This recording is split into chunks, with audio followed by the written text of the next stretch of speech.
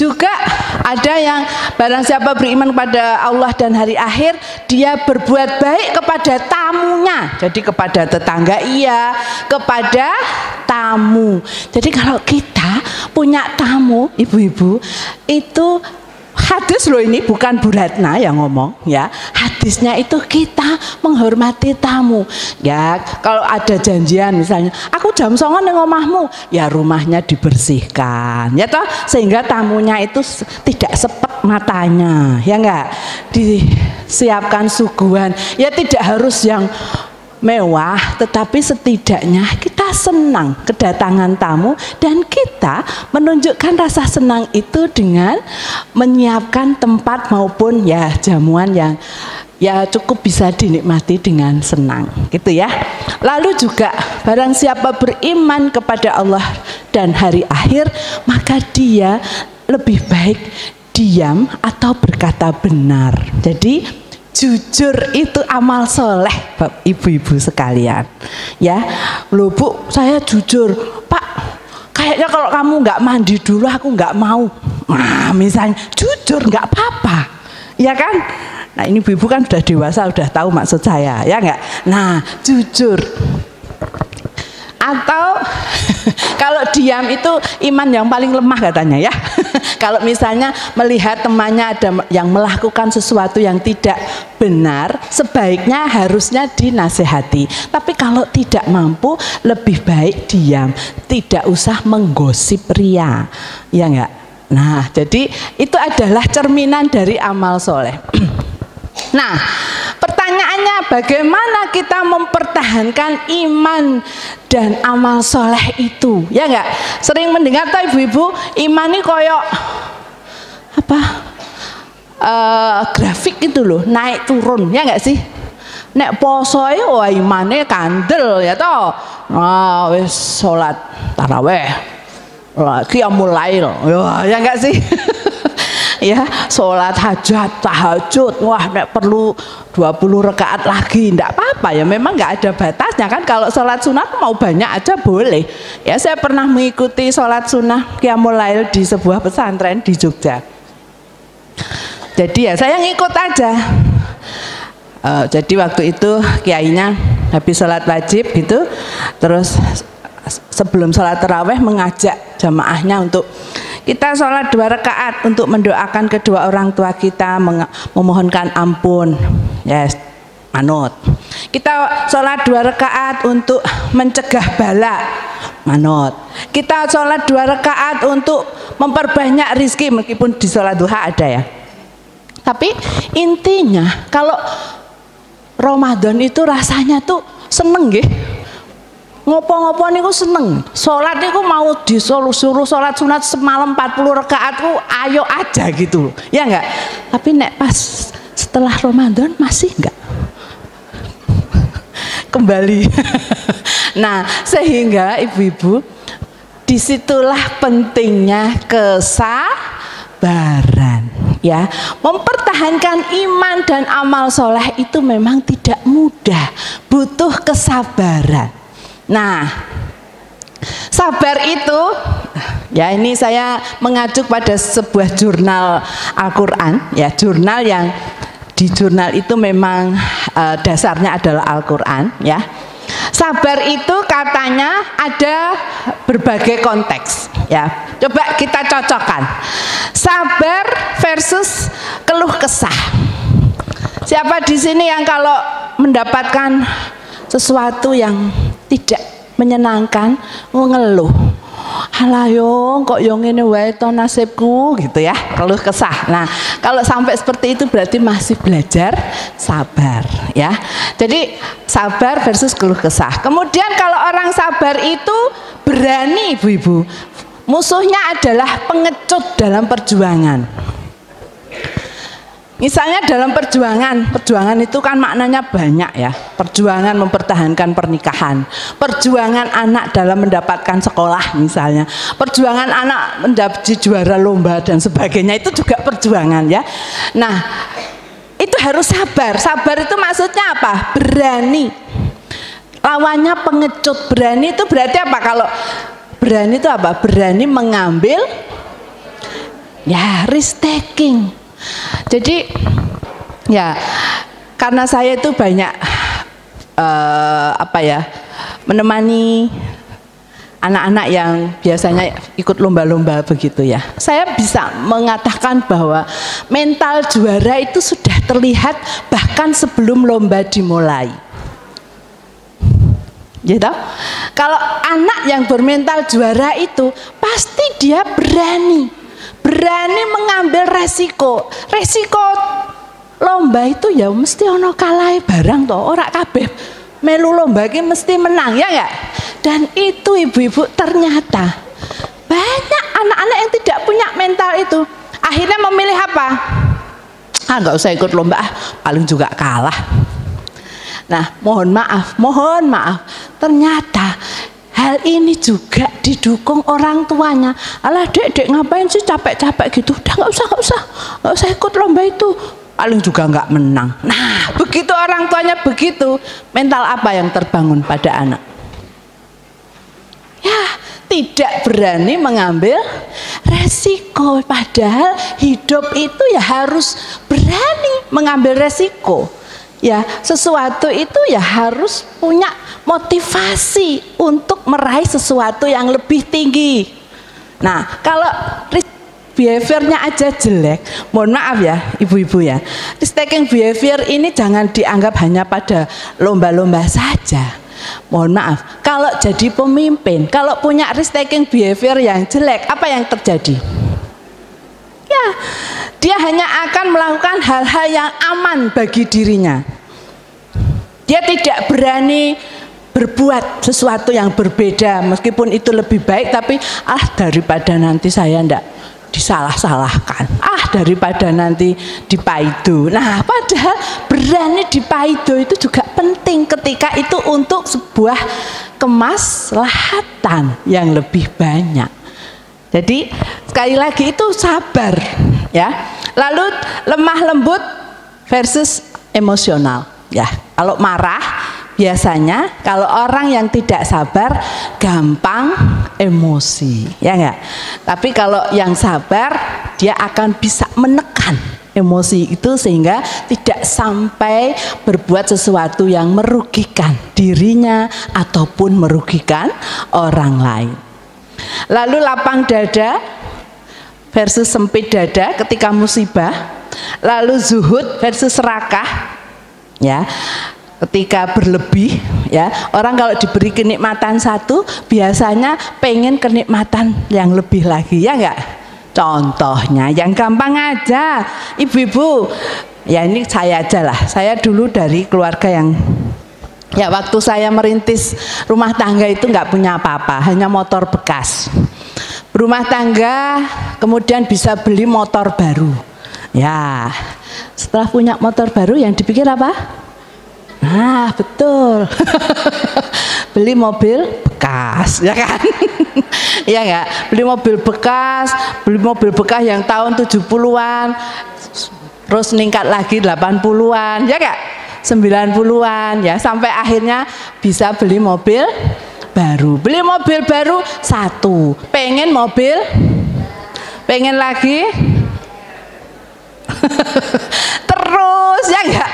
Nah, itu berarti tidak sabar dalam kondisi yang berlebih. Lah ya toh, lah kita tuh naik mobil tuh ya apa bisa atau punya mobil 5 itu bareng ditumpaki kabeh ya enggak bisa toh. Ya enggak, tapi kan hanya satu ya. Lalu makanya dikatakan zuhud terhadap dunia. Jadi meskipun kita punya kemampuan untuk membeli berlebih, kita tetap zuhud. Zuhud itu tidak tertarik dengan kenikmatan sesaat ya. Lalu nerimo, qanaah. Nah, dan lawannya adalah tamak ketika kekurangan. Ya, ketika kekurangan itu misalnya, waduh kok temanku sudah naik jabatan, aku kok belum ya. Nah, jadi terus pengen. Ketika sudah tercapai, wah itu yang lain kok ada yang dapat ini, aku kok belum. Terus gitu ya. Nah, itu namanya tamak. Lalu yang terakhir, tekun versus malas. Jadi orang sabar itu indikatornya juga tekun, ibu-ibu. Tekun berusaha. Meskipun hasilnya masih lama, tapi kita tekun dari sekarang. Misalnya ibu-ibu punya anak yang aku pengen kuliah di luar negeri, ya weh, sekarang apa yang perlu kamu permak? Bahasa Inggris. Ya sudah, tekuni aja. Les bahasa Inggris dari SD, SMP, SMA, itu tekun. Tapi kalau ya wes esok wae nek wis SMA kelas 3 lagi les, lah ya susah. Bahasa Inggris itu, ini pengalaman saya loh ya, bahasa Inggris itu nggak bisa dipermak dalam waktu 3-6 bulan, ya nggak sih? Ya, nah itu butuh kesabaran. Terus Mas, nah sabar dalam Al-Quran banyak sekali disebutkan, ada 164 kali. Nah, jadi Allah itu maha tahu kita ya, ibu-ibu lah ya toh yang penciptanya kok ya, bahwa manusia itu seringkali tidak sabar. Bahwa sabar itu susah atau mudah? Susah. Terus, nah, jadi ya ayyuhalladzina amanu ista'inu bisabri wassalah innallaha ma'as-sabirin. Wahai orang-orang yang beriman, ya, mohonlah pertolongan Allah. Ista'inu, mohonlah pertolongan bisabri wassalah, dengan sabar dan sholat. Jadi ibu-ibu masih sering mendengar ya pasti ya, bahwa sholat tahajud itu adalah sholat yang rekomendasi ya, rekomendasi utama untuk kita mendekat pada Allah dan memohon ya, memohon pertolongan Allah. Jadi kalau punya hajat apapun silahkan banyak sholat tahajud, karena Allah sendiri mengatakan kalau kamu butuh pertolongan sabaro, sholato gitu kan ya. Selain sholat wajib boleh sholat tahajud dan sunnah yang lain. Terus walana beluanakum hatta na'lamal mujahidina minkum wassabirin wana belua akhbarakum. Sungguh kami benar-benar akan mengujimu sehingga mengetahui orang-orang yang berjihad dan bersabar di antara kamu, serta menampakkan kebenaran berita-berita tentang kamu. Artinya sabar itu ngangge diuji, mboten wonten sabar itu tanpa ujian, ya enggak? Kita tahu bahwa, kalau saya ngomong seperti ini jangan tersinggung ya, kita tahu bahwa suami kita mencintai kita kan harus diuji gitu. Nah dulu ya enggak, waktu masih pacaran kan diuji enggak toh. Nah sabar juga sama, Allah meyakini kita sabar itu ada ujiannya. Terus Mas, nah biasanya, nah ini siapa mau jawab?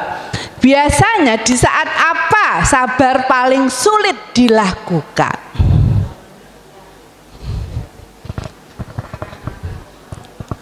Ya, menerima musibah, salah. Dalam keadaan sedih atau senang dan lapang, betul. 100. Panitia mohon nama ibu dicatat. Ya betul, justru kesabaran itu ibu-ibu akan susah dihadapi. Oh ya, akan susah dihadapi ketika kita mendapatkan kenikmatan. Leres napa mboten? Ya enggak loh, nek diberi kesabaran, Allah mindalik gak minta ya, sakit ya sudah, oh ya memang kudu awakku kudu leren, ya kan begitu sudah cukup. Tapi coba ibu diberi kesehatan, misalnya usia ibu udah 60 tapi banyak orang, energimu kok 30 tahun toh, wah jadi terus kemana-mana gitu ya. Nah itu justru yang banyak cobaannya, ya enggak, karena terus kita punya kemampuan melakukan banyak hal. Seperti halnya diberi jabatan. Kalau punya jabatan, itu kalau nggak sabar, apa yang terjadi? Ya, sarana untuk mengintimidasi orang, memaksa orang, melakukan pelecehan, itu ada nek duwe kuasa. Leres betul? Loh, makanya koruptor-koruptor itu bilang, jangan salahkan saya kalau saya korupsi. Orang-orang yang mendemo saya itu karena dia nggak punya kesempatan aja. Coba punya kesempatan kayak saya, pasti sama. Karena memang ujian kesabaran itu justru saat mendapatkan kenikmatan. Makanya ibu-ibu kalau mendapat kenikmatan, misalnya bapak tiba-tiba diangkat sebagai apa gitu ya, harusnya yang diucapkan adalah inna lillahi. Ya enggak? Sesungguhnya semuanya milik Allah. Mau jabatan, mau pangkat, mau peran apapun, semuanya adalah milik Allah. Jangan sampai ketika kita menerima amanah itu, jangan sampai melupakan Allah. Kita mengucapkan inna lillahi. Jadi inna lillahi bukan hanya kalau meninggal ya, tapi juga ketika mendapatkan amanah yang kira-kira itu di dunia rasanya top, dianggap top. Wah, jadi menteri top, ya enggak? Tapi ingat, pertanggungjawaban di akhiratnya juga lebih berat. Makanya inna lillahi, ya. Terus, nah yang terakhir adalah optimis. Optimis, ya, karena dari panitia ada kata optimis, saya harus menyinggung toh ibu-ibu ya. Nah, sebetulnya kata optimis ini sesungguhnya hanyalah gaya penjelasan ya, gaya penjelasan atau explanatory style yang menghubungkan peristiwa baik yang terjadi. Jadi kalau orang yang optimis, terus saja mas, langsung mas. Nah, orang yang optimis ini ibu-ibu, coba dipahami ya, melihat kejadian buruk itu sebagai kegagalan. Jadi kalau orang optimis mendapatkan sebuah musibah, oh aku sedang tidak beruntung, oh ya tidak apa-apa, ya urip ki yo ngene iki, yo kadang entuk kenikmatan, kadang entuk ketidaknyamanan, kan begitu ya. Itu optimis, melihat kegagalan sebagai bagian dari kehidupan ya. Sebagaimana hari ada malam, ada siang, ya enggak? Ada matahari, kadang tidak lihat matahari. Nah itu orang optimis melihat, ya enggak apa-apa, sedang tidak berhasil itu tidak apa-apa ya. Kemudian memberikan penghargaan pada diri sendiri atas prestasi atau atribut yang dimiliki. Nah ini ibu-ibu yang saya lihat, anak-anak yang tadi yang kurang merasa punya motivasi berjuang, ternyata itu waktu kecilnya itu suka diajari oleh ibunya gitu. Maaf ya, misalnya ibu-ibu, anak jatuh kena batu, apa yang biasanya kita lakukan? Oh, watune nakal yo. Oh, iki piye sih? Oh, no kodoke mau kodoke melayu. Nah, nyalahkan batu, nyalahkan kata, ya kan? Sesungguhnya kan nggak begitu. Nggak apa-apa nak sakit ya. Oh ya sakit ya. Oh besok lagi hati-hati ya. Karena adik tadi buru-buru ya. Nah, artinya kita menjelaskan kepada dia bahwa ketika dia jatuh itu tidak apa-apa, tapi dia juga jangan terus mencari kambing hitam ya.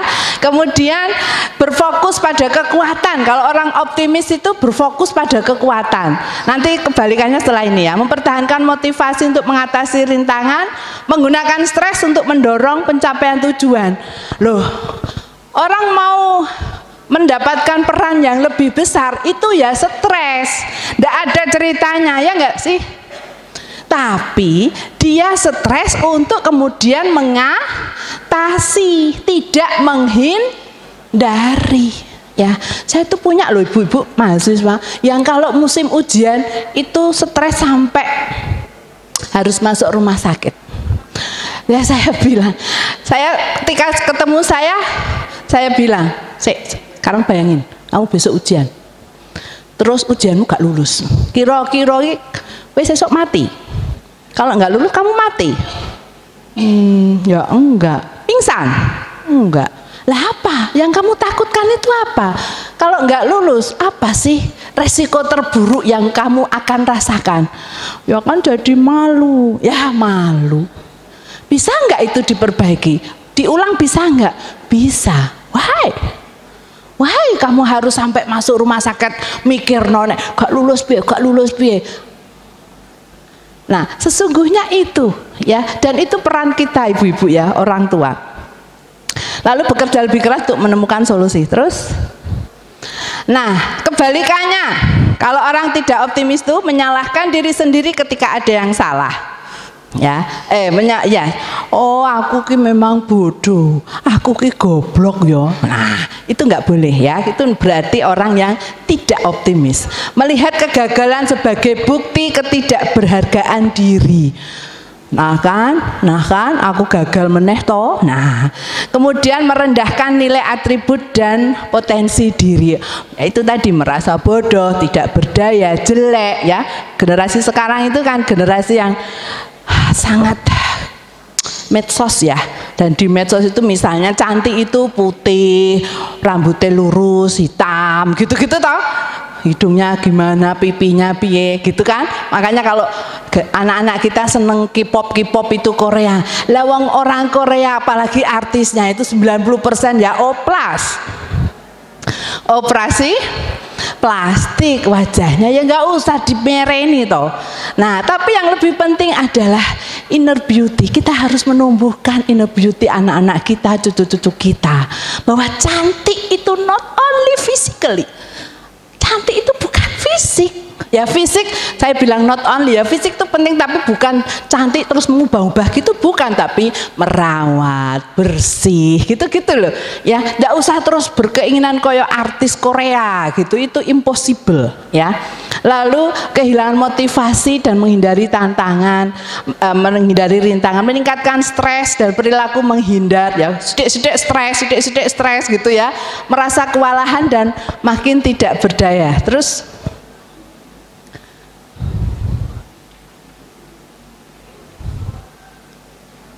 nah, di antara bentuk-bentuk gaya penjelasan tersebut, mana yang paling sering kita alami? Ibu-ibu sering yang optimis atau yang pesimis? Mari kita evaluasi diri.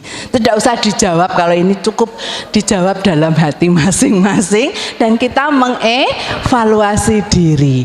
Oke, terus terakhir, apa landasan untuk kita selalu mengevaluasi diri? Ibu-ibu, ada satu surat di dalam Al-Quran yang itu sering saya sampaikan. Terus Mas, namanya surat At-Tin. Nah, diawali dengan a'udzubillahi minasyaitonirrajim, wattini wazaitun waturi sinin. Ya enggak? Wahadzal baladil amin. Ahli tafsir mengatakan bahwa Allah itu kalau mendahului sebuah surat itu dengan kata-kata demi, nah, kan wal asr, watini, apa malih? Nah, yang ada kata-kata demi ya. Ya, kita harus menerima bahwa Al-Qur'an itu dalam bahasa Arab. Nah, dan bahasa itu relate dengan budaya. Budaya Arab itu kalau sudah mengatakan demi, wallahi, nah itu adalah pernyataannya itu benar-benar penting, interesting, very interesting. Nah, jadi kalau ibu-ibu membaca Al-Quran yang didahului suratnya itu ada kata demi itu betul-betul harus diperhatikan. Nah, waktu ini apa yang diperhatikan? Mulai ayat keempat. Ayat keempatnya apa? Laqad khalaqnal insana fi ahsani taqwim. Sungguh kami itu menciptakan kamu manusia dalam sebaik-baik bentuk. Manusia adalah makhluk Allah yang paling sempurna. Ya. Tetapi tsumma radadnahu asfala safilin, sudah dibuat sebaik-baik bentuk, kemudian manusia itu berperilaku membuat dia rendah serendah-rendahnya. Kira-kira kenapa? Kira-kira kenapa? Yang tadinya sebaik-baik bentuk kok terus milih melakukan sesuatu yang itu bahkan lebih rendah dari binatang. Why? Why? Karena apa? Tidak Tidak bersyukur, bukan. Karena nafsu, betul. Karena nafsu. Nafsulah yang membuat manusia itu lupa diri. Ya, apapun itu, nafsu terhadap apapun. Ya, nah sehingga di surat ini Allah memberikan solusinya. Biar tidak begitu bagaimana? Illalladzina amanu wa amilus shalihat falahum ajrun ghairu mamnun.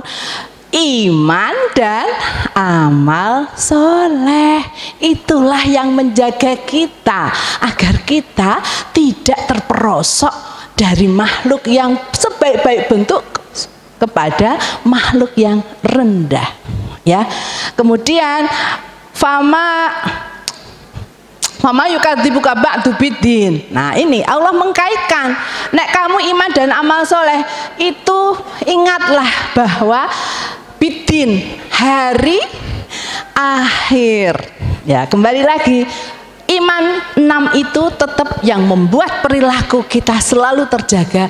Ingatlah ada pengadilan ilahi yang tidak akan terpeleset sedikit pun perhitungannya.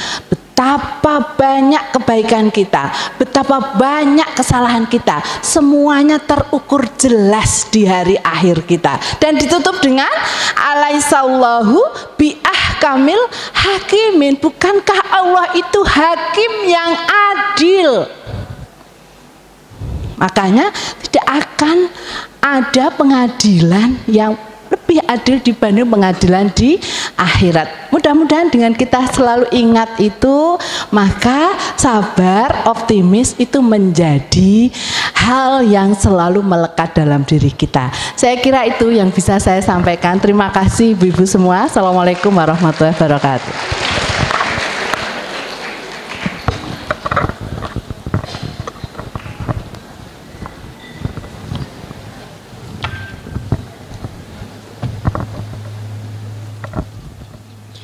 Baik, terima kasih kepada Ibu Ratna Syuara Rahmahana SPSI Psikolog yang telah memberikan pemaparan yang sangat menarik dan bermanfaat bagi kita semua. Menurut saya akan ada tanya jawab. Saya tanya. Kalau waktunya tidak baik.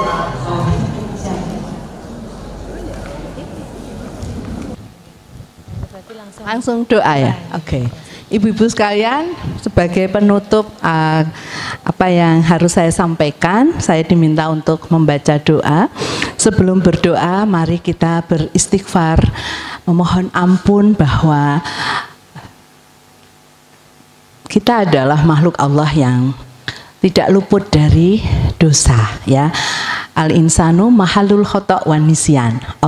Manusia itu tidak pernah luput dari hilaf dan lupa. Maka kita baca Astaghfirullahaladzim alladzi la ilaha illa huwal hayyul qayyum wa atubu ilaih. Astaghfirullahaladzim alladzi la ilaha illa huwal hayyul qayyum wa atubu ilaih. Astaghfirullahaladzim alladzi la ilaha illa huwal hayyul qayyum wa atubu ilaih. Saya akan melanjutkan, tetap istighfar dulu dengan bentuk panjangnya. Untuk yang beragama Islam monggo kita aminkan, untuk yang beragama selain Islam monggo disesuaikan. A'udzubillahi minasyaitonirrajim. Bismillahirrahmanirrahim. Astaghfirullahaladzim wa atubu ilaih. Allahumma anta rabbi la ilaha illa anta khalaqtani wa ana abduka wa ana ala ahdika wa wa'dika mastata'tu a'udzu bika min syarri ma sana'tu abu'u laka bi ni'matika alayya wa abu'u bi dzambi faghfirli dzunubi fa innahu la yaghfirud dzunuba illa anta. Ya Allah, aku mohon kepadamu, tidak ada Tuhan selain Engkau yang telah menjadikan aku, dan aku adalah hamba-Mu, dan aku pun dalam ketentuan-Mu serta janji-Mu. Aku mohon perlindungan-Mu dari kejahatan apa saja yang sudah saya lakukan Saya mengakui kenikmatan yang telah Engkau limpahkan kepada kami, dan saya mengakui akan dosa-dosa. Dan karena itu berilah ampunan kepadaku, maka sesungguhnya tidak ada yang memberi pengampunan kecuali Engkau. Allahumma inna nastahfizuka wa nastauti'uka dinana wa anfusana wa ahlana wa auladana wa amwalana wa kulla syai'in a'taitana. Allahumma ja'alna fi kanafika wa amanika wa jiwarika wa iyadhika min kulli syaitanin marid wa jabbarin anid wa dhi ainin wa dhi baghyin wa min syarri kulli dhi syarrin innaka ala kulli syai'in qadir. Allahumma jamilna bil afiyah wassalamah wa haqqiqna bit taqwa wal istiqamah wa a'idna min mujibati innaka sami'ud du'a. Allahumma ighfir lana wa li walidina wa li auladina wa li masyayikhina wa li ikhwanina fid din wa li ashabina wa ahbabina wa liman ahabbana fika wa liman ahsana ilaina wa lil mu'minina wal mu'minat wal muslimina wal muslimat ya rabbal alamin. Warzuqna kamalal mudaba'ati lahu zahiran wa batinan fi afiyah wa salamatin birahmatika ya arhamar rahimin. Allahumma ya Allah, bahwasanya kami mohon penjagaan-Mu dan menitipkan kepadamu agama kami, diri kami, keluarga kami, anak-anak kami, harta benda kami, dan apa saja yang telah Engkau berikan kepada kami. Ya Allah, Engkaulah yang bisa menjadikan kami dalam penjagaan, tanggungan, dan perlindungan-Mu dari godaan syaitan yang menggoda, dari godaan dan dolimnya orang-orang, dan kedurhakaan, dan dari kejahatan penjahat. Sesungguhnya Engkau yang maha kuasa atas segala sesuatu. Ya Allah, baguskanlah kami dengan kesehatan dan keselamatan, dan sejatikanlah kami dengan takwa dan istiqomah. Jagalah kami dari penyesalan, karena sesungguhnya Engkaulah yang maha mendengarkan doa. Ya Allah, ampunilah kami, kedua orang tua kami, anak-anak kami, guru-guru kami, saudara-saudara kami, sahabat-sahabat kami, kekasih-kekasih kami, orang yang mengasihi kami karena Engkau, dan kepada siapa saja yang berbuat baik kepada kami, orang-orang yang beriman, baik laki-laki dan perempuan. Dan limpahkanlah kepada kami kesempurnaan lahir dan batin, dan sehat selamat dengan rahmat-Mu, wahai sebaik-baik penyayang dari yang bisa menyayang. Ya Allah, limpahkanlah rahmat dan keselamatan pada kami semua. Rabbana atina fid dunya hasanah wa fil akhirati hasanah wa qina adzabannar. Walhamdulillahirabbil alamin. Assalamualaikum warahmatullahi wabarakatuh.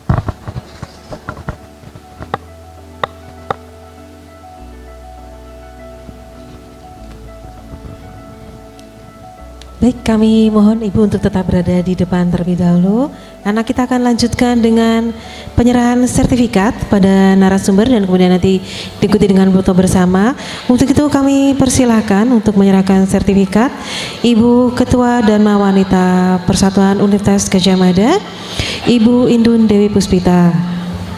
Kemudian kami persilahkan juga kepada nanti para wakil ketua dan juga para ketua unsur pelaksana pengunduh nanti untuk berfoto bersama.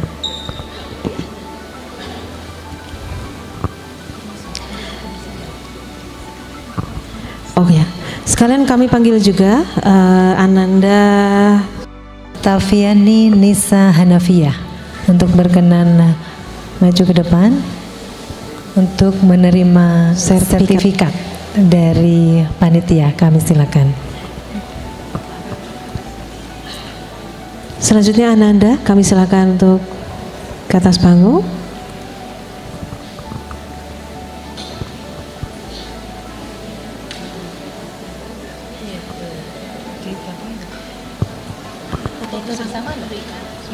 Oke. Baik, selanjutnya untuk berfoto bersama kami mohon untuk tetap di tempat. Kami panggil untuk ke depan untuk berfoto bersama Ibu Wakil Ketua kemudian juga para ketua dan unsur pelaksana pengunduh. Iya. Sekali lagi kami persilakan untuk menuju ke panggung untuk berfoto bersama narasumber kita hari ini.